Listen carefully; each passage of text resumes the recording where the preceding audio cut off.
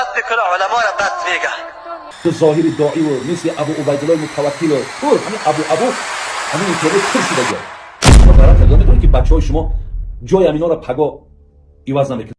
از من سوال کردن که حاجی بابا ما امروز امکانیت داریم که بچه‌هامون فرزندامون چچنستان یا داغستان یا مصر یا ترکیه یا دولت‌های عرب برای تحصیل علم اسلامی روان کنیم. همین امکانیت ما پیدا کردگیم.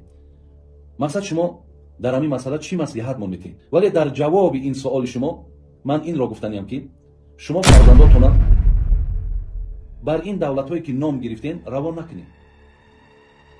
ما فقط در فکر یک چیزه، بچه ما حافظ کل قرآن میشوه یا عالم دین میشوه، آینده میام مقصد در دین و در جامعه خدمت میکنه. فقط اندیشه ما در همینه. این گروهایی که برآمده است مثل ابو محمد مدنی و مثل ابو مریم و ابو عمر و ابو سهیل و ظاهری داعی و مثل ابو عبیدالله متوکل و همین ابو همین اینطوری کرسی دیگه شما برات ادامه میدونید که بچهای شما جای امینا را پگا ایواز نمیکنن. از کجا گارانتی داده میتونید؟ 5 سال پس دیگه این بدبختان دیگه در کار نیستن که تمام مردم کافر و مشرک و مرتد و منافق میخونن. ببین از آن جمله پدرای خودشون، از آن جمله استادای خودشون یا کافر و مرتد میگن.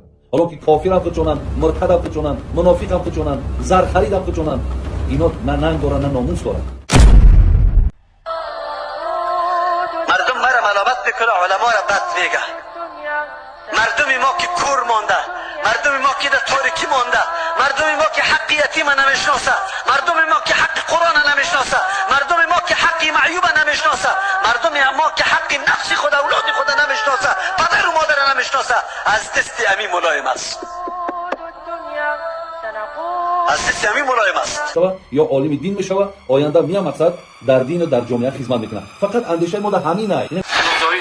دایی یا فلان همه در مذهب ابو حنیفه بودن، حنفی بودن. امروز شما همه دون زرخری دیگه جا شده که با امروز شرم نکرده حنفی را چنگ میزنیم. با مذهبی با مردمی توشتون چخه نشید. از دست امی ملایم است. سوال کو قسم بده برش 10 سال امامت کرده تا آلی را تو تفسیر قرآن هم میکنی، اما دعاهای بدعتی کرده رو استی کی را گمراه میکنی؟ به زبان چی میگی، به عمل چی میکنی؟ به زبان دعوت به سنت میدی، در عمل دعوت به بدعت میدی. منافق خونیستی نعوذ بالله. اگه این عمل نفاق نباشه کدام عمل نفاق است؟ استی علمای ما که یک تقریر بکنه، یک بیان بکنه، آیت تشریح بکنه، کفن پوشیده ای تو بدبخت، لعنتی الله سرت نمیشه یا عالمی بدبخت یا جی بدبخت یا ملکی بدبخت. در یک سند برای من ثبوت بده که بری تو روا است. این ختمی که تو میکنی روا است یا نه؟ این بدعت است یا وجه داره؟ برای من اگر مرد استی بیا پیشی من، امی ختم برام ثابت کو، از مذهبت ثابت کو، از امام ابو حنیفه رحمه الله ثابت کو، از شاگردایش ثابت کو. اگر غیرت داری تو عالم پیش الله متعال رفته نیستی، کفن پوشیده ی ازاری را در جیب میکنی، باز میگی خیلی خوب ختم کرده بود. خوب ختم کی را میگه؟ خوب ختمی را نمیگه که خوب قرآن بهش خوانده شد. خوب ختمه میفهمی؟